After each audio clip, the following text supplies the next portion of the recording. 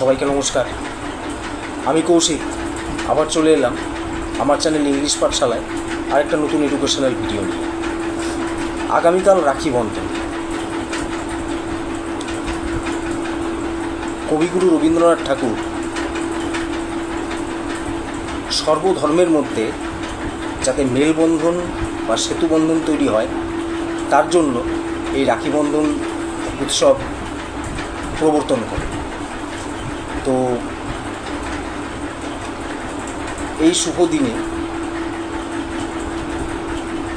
আমি আমার তরফ থেকে সবাইকে বলবো, আসুন আমরা সর্বধর্মের লোকেরা বিপদে আপদে একে অপরের পাশে দাঁড়াই।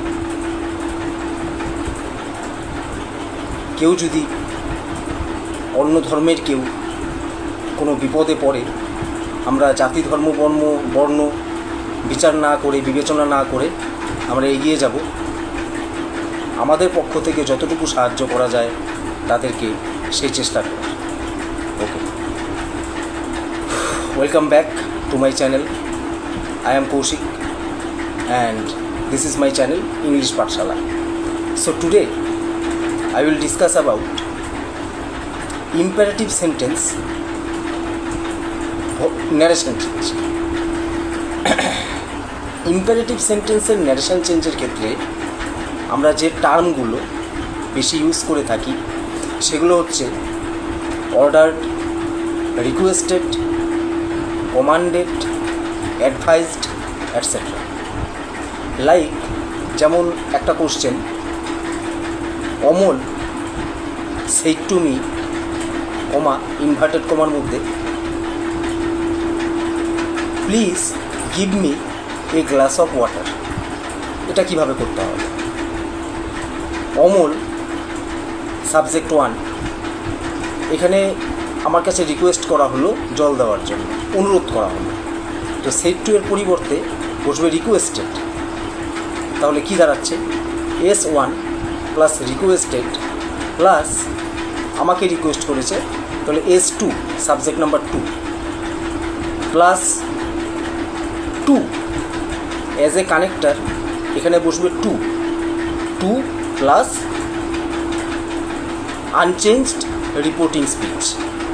In most of the cases in imperative sentence narration change the reporting speech will remain unchanged, পরিবর্তন হবে না। তো এটার উত্তরটা কি হবে? Amal requested me to give him A glass of water. Similarly Amal said to me do not run in the সান। অমল আমাকে বলল রৌদ্রের মধ্যে দৌড়াতে না। তো রৌদ্রের মধ্যে দৌড়ালে খুব স্বাভাবিক শরীর খারাপ হবে গরমের দিনে। তাহলে অমল এটা আমাকে উপদেশ করল, অ্যাডভাইস করল। এই ক্ষেত্রে রিকোয়েস্টেডের পরিবর্তে শুধু বসবে advised. So what will be the answer then? Amal advised me not to run in the sun. এখানে নট বসবে 2 এর আগে, কারণ বারণ করা হচ্ছে। আর অনেক স্টুডেন্টের এই 2 আর নট 2 এর ক্ষেত্রে একটা কনফিউশন দেখা যায়, তারা পরে সেটাকে চেঞ্জ করে নটটা বসায়। তাদের জন্য আমি বলবো, তোমরা যদি প্রথমেই অমল ফরবেড মি, ফরবেড কথাটা ইউজ করো। একটা মেন ওয়ার্ডটা হলো ফরবিড। ফরবিড মানে হলো বারণ করা। ফরবিডের পাস্ট টেন্স হলো forbade and V3 is forbidden. তাহলে আমি যদি ফরবেডটা বসাই, Amal forbade me two run in the সান, তাহলে এখানে অ্যাডভাইসড ওয়ার্ডটার বসাতে হবে না, ফরবেড দিয়েই কাজ হয়ে যাবে। আর আমি যদি ফরবেড না বসাই সেই ক্ষেত্রে অ্যাডভাইসড বসবে, আর রিপোর্টিং স্পিচের যে জয়েন্টটা কানেক্টার হিসাবে নট টু বসবে। তাহলে ফরবেড দিয়ে অ্যান্সারটা কী হবে? Amal forbade me two run in the San. Similarly কমান্ডের ক্ষেত্রে, আচ্ছা কমান্ড ওয়ার্ডটা আমরা কখন ইউজ করব?